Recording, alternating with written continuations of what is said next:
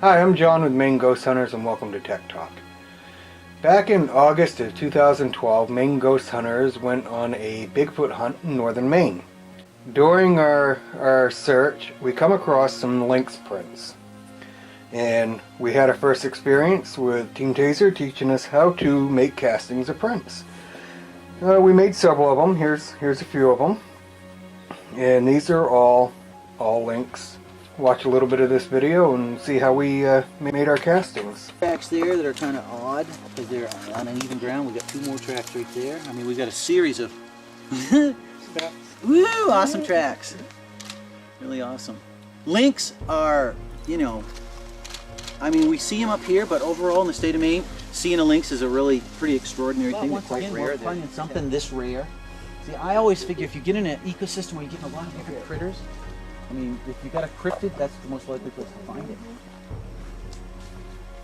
All right, let's do this. That's awesome, guys! Come on! Woo! Yeah. Lynx tracks, you kidding me? They're just, they're extraordinarily beautiful animals. I mean, they have tassels. They have this really elegant, royal kind of look to their face, and they have these huge. Like this looks like. Well, I initially thought it was a bear because the tracks are so really large, big but paws. Right. Because primarily they feed upon snowshoe hares, and it facilitates the ability for them to, you know, have that advantage. In the measure of the length and the width of the track, so that you can. So that's like a little bit more than 3 inches long. But yep. What? Hold on. Almost 4 inches wide. Okay. And then the stride from that track, from toe, you can do both toe to heel, is 13. Toe to toe is 16 inches. So what John and Bill are doing here, they're mixing up the plaster pairs we're going to use to cast these Lynx tracks. And it's a, what's the mix that you know? It's a 2-to-1 mix is what it is. 2 parts water, 1 part, no, 2 parts this and 1 part water. And they're going exact with this. I mean, plaster is very forgiving, and frequently in the field, I'll just guesstimate. And once you do a couple castings, you ought to be able to guesstimate. And if you're in a rush, I would suggest mixing it a little thick. It'll still pick up, like, you know, put more plaster, a little bit more plaster in, kind of make it like thin cake batter. Okay. You want it so it will pour into the print, but even if it's fairly thick, it's really beautiful Lynx tracks. And Bill has mixed up some plaster for us. Is it mixed okay? Yeah, he's got the perfect consistency. And we're gonna get both the front and the rear track for you guys in one casting. I said this is an extraordinarily rare event to come upon this many, you know, really good lynx traps. I mean, even in an area that would be crawling with lynx, you'd have a really tough time. And we've got bear all over the place, right?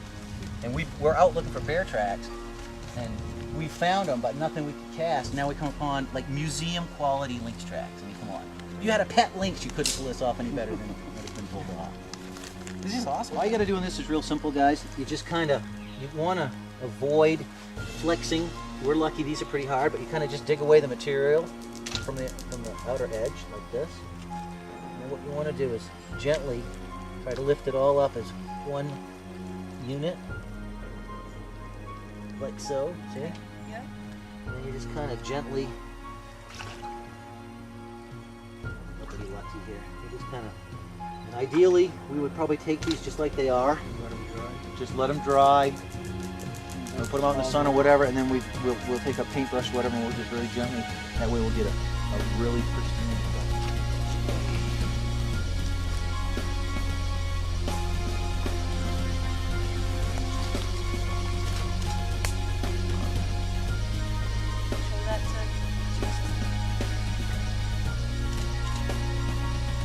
The underbelly of the beast.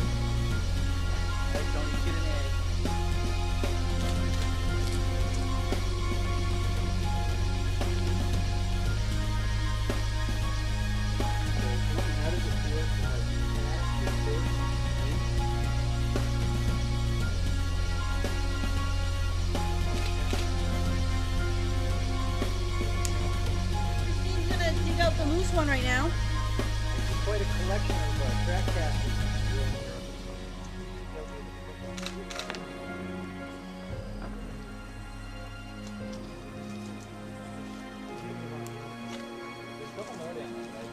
have a way better view than I do. That was pretty deep. Oh, good job. It's nice to have Very as a whole one of those. After making the castings while out in the field up in northern Maine, we decided that we were going to pick out 3 of our best ones. And what we're going to do today and what we're going to learn is how to make a latex mold so we can make duplicates of these castings.